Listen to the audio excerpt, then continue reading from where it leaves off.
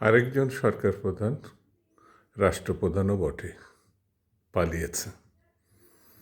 আমাদের শেখ হাসিনা, বাংলাদেশের দাবিদার প্রধানমন্ত্রী, যিনি বলতেন মুজিব কন্যা পালায় না, পালিয়েছেন। পালিয়েছেন মানে কি, ইঁদুরে গর্তের মধ্যে ঢুকে গিয়েছিলেন। এখন আস্তে আস্তে মাথা ওঠাচ্ছে। সিরিয়ার আল আসাদের কথা বলছি। তার বাবাও প্রায় ৩০ বছর রাষ্ট্র ক্ষমতায় ছিলেন। এই আসাদও, জুনিয়র আসাদ, এও প্রায় ২০ বছর। মানে এরা সব গায়ের জোরে রাষ্ট্রকে নিজের কাজে ব্যবহার করেছে। যেমন শেখ হাসিনা, যেমন শেখ মুজিব, ঠিক তেমনি আল আসাদ। এখন যে কোথায় গেছে জানি না, তবে পালিয়েছে। পালানোই যেন এদের নৈতিক, পালানোই যেন তাদের জীবন রক্ষা করে, তাই না?